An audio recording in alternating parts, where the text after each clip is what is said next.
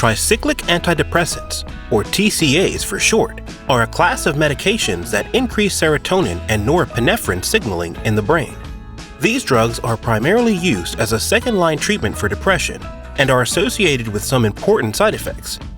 In this mnemonic video, I'll share my visual way to remember the tricyclic antidepressants, their mechanisms, clinical applications, and high-yield side effects. We find ourselves on a doorstep where an Amazon delivery guy is getting a signature from his lucky package recipient.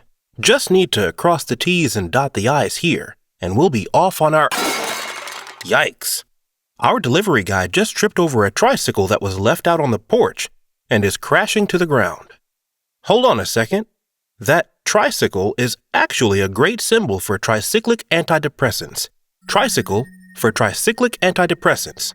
Get it? Just think tricycle antidepressant to anchor you to the tricyclic antidepressant class. Got that? Great. Let's explore the scene a little bit more to learn about the key drug names we need to know. This isn't just any regular Amazon delivery team. You know that our recipient here wanted that package in 48 hours or less. Our delivery guy actually works for the speedy Amazon Prime delivery service.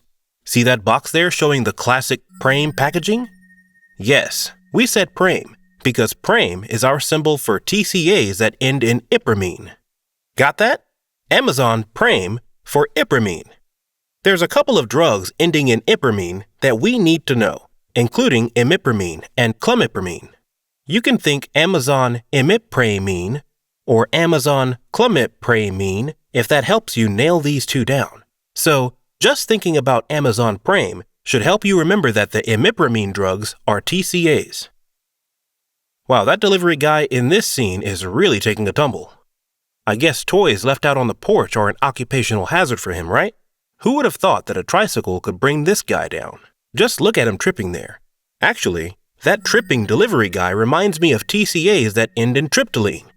You know, because tripping sounds a lot like tryptoline. Just think of them as the tripping drugs. No, not those kind. Anyways, there's a couple of TCAs in tryptoline that we want to remember. Nortriptyline and amitriptyline are the key ones. You can think of nortripping or amitripping if it's easier for you to remember that way.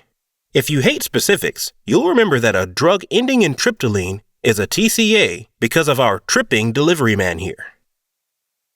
All right, let's learn how these TCAs work.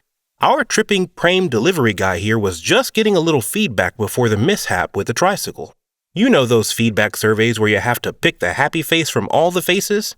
Actually, the happy faces flying up into the air here is a great way to remember that TCAs increase serotonin levels. You know, since the happy face is our recurring symbol for serotonin. Because serotonin is the feel-good neurotransmitter that makes you happy, right? And those happy faces going up into the air reminds us that TCAs cause serotonin levels to go up. Got that? TCAs block the reuptake of serotonin in the synaptic cleft, causing serotonin levels to increase in the synapse. This allows for more serotonin signaling, causing happy faces all around. Still with me? Great, because TCAs actually have a second mechanism of action that I want to tell you about. Our delivery guy here didn't show up alone. These Prime guys like to work in pairs for maximum efficiency. See our other delivery guy near the Prime van? He's figuring out where the next delivery is with that map there. Actually, see that big north symbol on the map that our driver is raising up? The north symbol on the map that is being raised up really reminds me that TCAs also increase norepinephrine, since north reminds me of norepinephrine, like north epinephrine. Get it? And since the north symbol is going up as the driver raises the map, we can remember that norepinephrine goes up with TCA use. Just like with serotonin, TCAs increase norepinephrine levels by blocking the reuptake of norepinephrine out of the synapse. This means more norepinephrine in the synapse and more signaling. Pretty easy to reason through. Norepinephrine and serotonin levels are both thought to have an effect on mood, which can help explain why these drugs work to treat depression and other psychiatric disorders. Okay, that brings us to the clinical uses of the TCAs. Let's go back to our tripping delivery man, who is hitting his butt pretty hard on the ground after his fall and looks to be crying in pain. Actually, this crying, sad delivery man is a good symbol for depression now that I think about it. You know, because when you are feeling down and depressed, it's pretty common to start crying. So our crying delivery man here should clue you in that TCAs are used to treat depression. These drugs are used second line for major depressive orders, after SSRIs and SNRIs. These are second line mainly due to their side effects, which we will discuss in a minute. Nothing too fancy to remember here, just that patients who fail first-line medications are often given TCAs for their depression. Great. I want to briefly mention two other clinical uses for TCAs. These are lower-yield clinical indications, so we didn't peg them to anything in this video so we can keep you focused on the big ideas. But try to remember that TCAs are also used to treat neuropathic pain, such as peripheral neuropathy and diabetic neuropathy. These are also used to treat neuropathic pain associated with chronic conditions such as fibromyalgia and multiple sclerosis. Lastly, for all you people with headaches out there, amitriptyline is often used to prevent migraine and tension headaches. Alright, that's it for the clinical uses that we want you to know. Let's move now to some of the TCA side effects. Our navigator over there with the map has been struggling to stay awake at the wheel and needed a little caffeinated soda pick-me-up. See him throwing away his empty cola bottle there? Empty cola bottle. Oh, right. That empty cola bottle is our symbol for anticholinergic.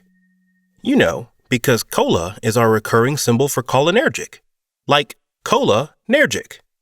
So it only makes sense that an empty cola is anticholinergic, right? If it helps you, this guy is also throwing away his cola bottle, which should doubly remind you that cholinergic signaling goes down. So, remember that TCAs are associated with anticholinergic effects. Symptoms like confusion, tachycardia, constipation, urinary retention, dilated pupils, and dry skin, to name a few. For extra points, you can remember that certain TCAs with tertiary amine structure, like clomipramine, imipramine, and amitriptyline, are more likely to cause anticholinergic effects. This is a bit of a detail, so if you just tie anticholinergic effects to all TCAs, you should be set for most questions on test day.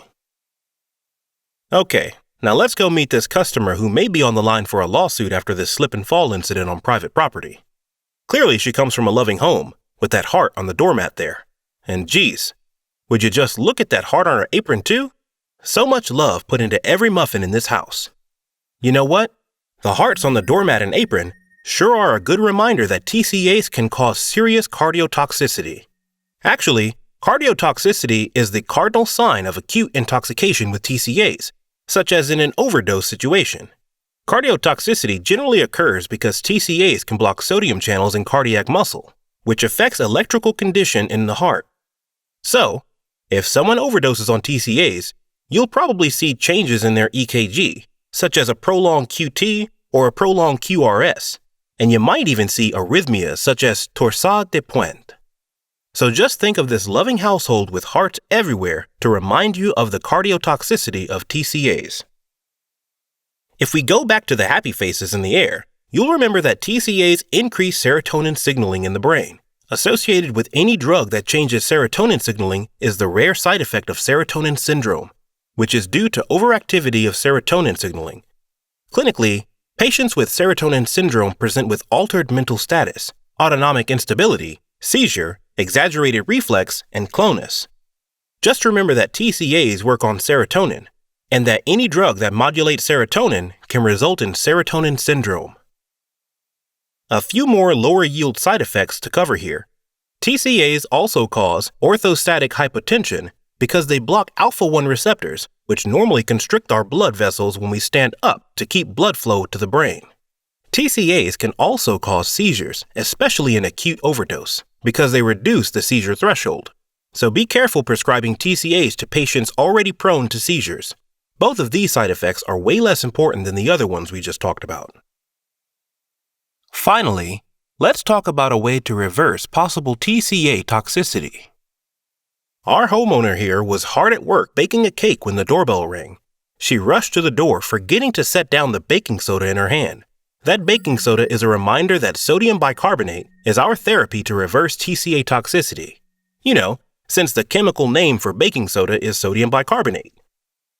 Sorry to take you back to general chemistry there, but it's very important to remember that patients who present with acute TCA toxicity symptoms, such as cardiac arrhythmias and seizures, can be helped out by administering this sodium bicarbonate baking soda. While the exact mechanism of baking soda in reversing TCA symptoms is not clear, it is theorized that the sodium helps to relieve sodium channel blockage from TCAs at the heart. The details aren't that important. I would just remember this baking soda to peg that sodium bicarbonate can reverse toxicity with TCAs. Okay, that's all we have here for TCAs. Let's recap. TCAs are a class of medications that commonly end in ipramine and triptyline, including imipramine, clomipramine, amitriptyline, and nortriptyline. These drugs increase levels of serotonin and norepinephrine signaling in the brain by blocking the reuptake of these neurotransmitters from neuronal synapses. Clinically, TCAs are the second-line treatment for depression and are also used to treat neuropathic pain and are used as a prophylaxis for migraines and tension headaches. These drugs are classically associated with anticholinergic effects and cardiotoxicity, especially in the case of overdose. Remember that overdose symptoms can be reversed with sodium bicarbonate. Okay, that's it for TCAs. I'm going to refer this delivery guide to my personal injury lawyer, so I'll see you at the next one.